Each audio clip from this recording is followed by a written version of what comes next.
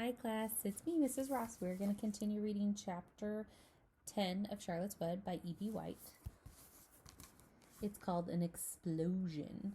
And here we have Miss Charlotte. She's hanging down from her web. All right, here we go. Day after day, the spider waited, head down, for an idea to come to her. Hour by hour, she sat motionless, deep in thought.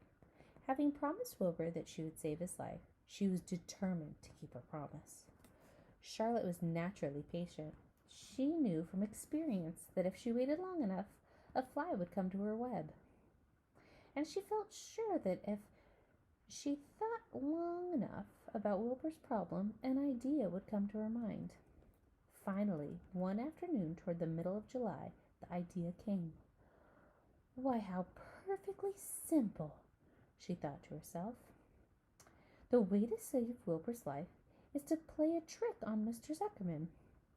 If I can fool a bug, thought Charlotte, I can surely fool a man. People are not as smart as bugs. Wilbur walked into his yard just at that moment. What are you thinking about, Charlotte? I was just thinking, said the spider, that people are very gullible. What does gullible mean? Easy to fool, said Charlotte. That's a mercy, said Wilbur, and he laid down in the shade of his fence and went fast asleep. The spider, however, stayed wide awake, gazing affectionately toward him and making plans for his future. Summer was half gone. She knew she didn't have much time. That morning, just as Wilbur fell asleep, Avery Arable wandered into the Zuckerman's front yard, followed by Fern. Avery carried a live frog in his hand. Fern had a crown of daisies in her hair. The children ran to the kitchen. Just in time for a piece of blueberry pie, said Mrs. Zuckerman. Look at my frog, said Avery, placing the frog on the drain board and holding out his hand for pie. Take that thing out of here, said Mrs. Zuckerman. He's hot, said Fern. He's almost dead, that frog. He's not. He lets me scratch him between the eyes. The frog jumped and landed in Mrs. Zuckerman's dishpan, filled with soapy water. You're getting your pie on you, said Fern. Can I look for eggs in the hen house, Aunt Edith? Run outdoors, both of you, and don't bother the hens. It's getting all over everything, shouted Fern. His pie is all over his front. Come on, frog, cried Avery. He scooped up his frog, and the frog kicked, splashing soapy water into the blueberry pie. Another crisis, groaned Fern. Let's swing on the swing, said Avery. The children ran to the barn. Now, Mr. Zuckerman had the best swing in the county. It was a single long piece of heavy rope tied to the beam over the north doorway. At the bottom end of the rope was a fat knot to sit on. It was arranged so that you would swing without being pushed. You climbed the ladder to the loft. Then, holding the rope, you stood at the edge, looking down, and were a little scared and dizzy. Then, you straddled the knot so that it acted like a seat. Then you got up all your nerve, you took a deep breath, and you jumped. For a second, you seemed to be falling to the barn floor far below, but then suddenly the rope would begin to catch you, and you would sail through the barn door, going a mile a minute, with the wind whistling in your eyes, ears, and hair. Then you would zoom upward into the sky and look up at the clouds. The rope would twist, you would twist, and turn and you would turn also as the rope.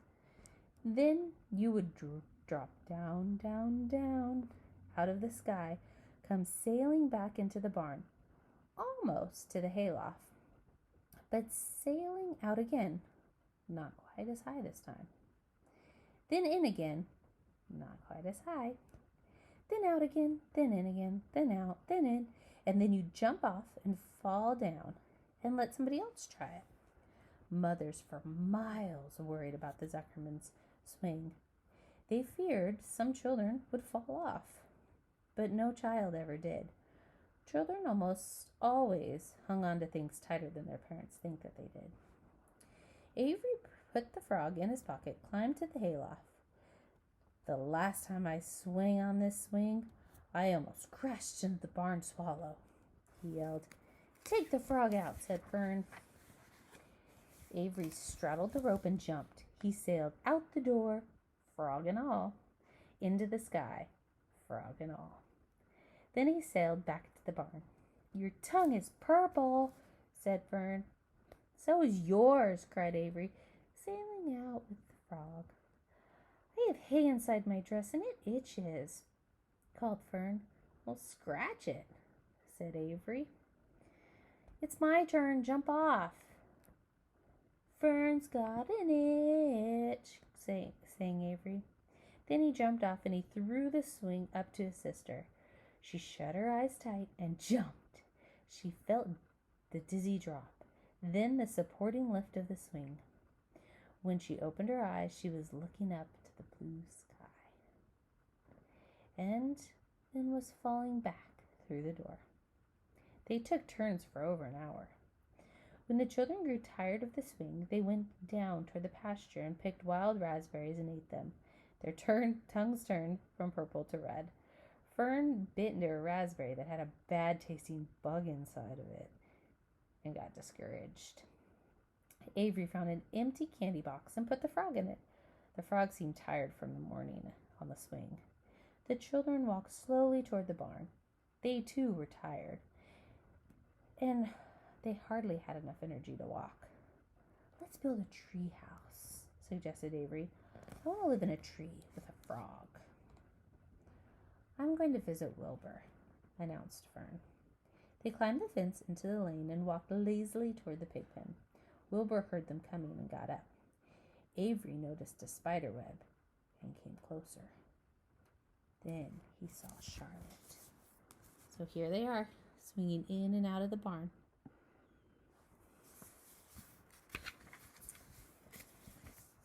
Hey, look at that big spider. It's tremendous. Leave it alone, commanded Fern. You've got a frog, isn't that enough? That's a fine spider. I'm going to capture it, said Avery. He took the cover off of his candy box. Then he picked up a stick. I'm going to knock that spider into my box, he said. Wilbur's heart almost stopped when he saw what was going on. This might be the end of Charlotte, if the boy succeeded. You stop it, cried Fern.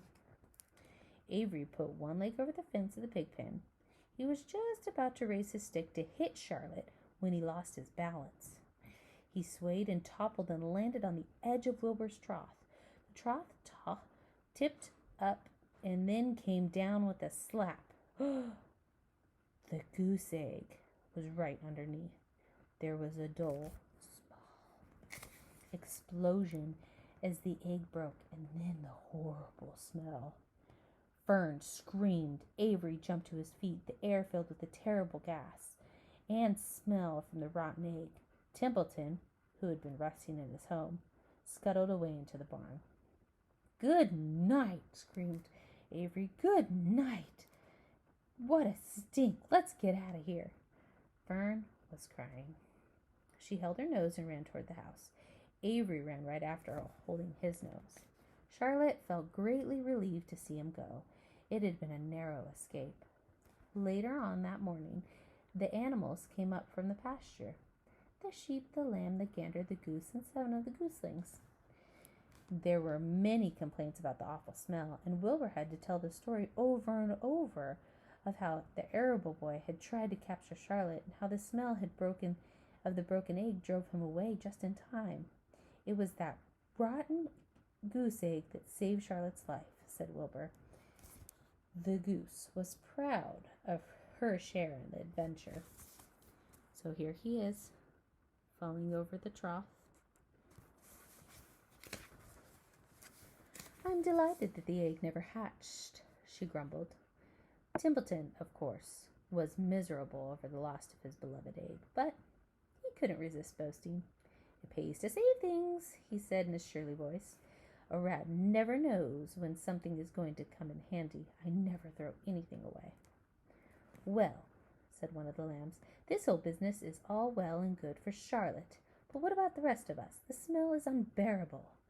Who wants to live in a barn that's perfumed with a rotten egg?" "Don't worry, you'll get used to it," said Templeton. He sat up and pulled wisely at his old long whiskers. Then he crept away to pay a visit to the dump. When Larvy showed up at lunchtime carrying a pail of food for Wilbur, he stopped short a few paces from the pig pen. He sniffed the air and made a face. "What in thunder?" he said. Setting the pail down, he picked up the stick that Avery had dropped and pried the trough up. "Rats," he said. "Phew! I might have known rats would have a nest under the trough. Oh, how I hate rats." And Larvy dragged Wilbur's trough across the yard and kicked some dirt into the rat's nest, burying the broken egg and all of Templeton's possessions. Then he picked up the pail. Wilbur stood in his trough, drooling with hunger. Larvy poured as the slop ran creamily down and around the pig's eyes and ears. Wilbur grunted. He gulped and he sucked and he sucked and he gulped and made swishing and swashing noises, anxious to get everything at once. It was a delicious meal. Skim milk, wheat middling, leftover pancakes, half of a donut, the rinds of a summer squash, 2 pieces of stale toast, a third of a ginger snap, a fishtail, 1 orange peel, several noodles from a noodle cup, the scrum off of a cup of cocoa, an ancient jelly roll, a strip of paper from the lining of the garbage pail, and a spoonful of raspberry jello. Wilbur ate heartily. He planned to leave half of the noodles and some drops of milk for Templeton. Then he remembered that the rat had been useful in saving Charlotte's life, and that Charlotte was trying to save his life. So he left the whole noodle, and instead of just a half. Now that the broken egg was buried, the air cleared and the barn smelled good again. The afternoon passed and evening came. Shadows lengthened. The cool and kindly breath of the evening entered through the doors and windows. Aside from her web, Charlotte sat moodily eating a horsefly, thinking about the future. After a while, she bestirred herself. She descended into the center of her web, and there she began to cut some of her lines. She worked slowly but steadily. While the other creatures drowsed, none of the others, not even the goose, noticed that she was at work. Deep in his bed, Wilbur snoozed. Over in the favorite corner, the gooseling whispered a night song. Charlotte tore quite a big section of her web, leaving an open space in the middle. Then she started weaving. She weaved something that needed to take the place of the thread that she had removed. When Templeton got back from the dump around midnight, the spider was still at work. Now we're going to be on to chapter 11. We'll see you later. Bye, guys. Be good and listen to your parents.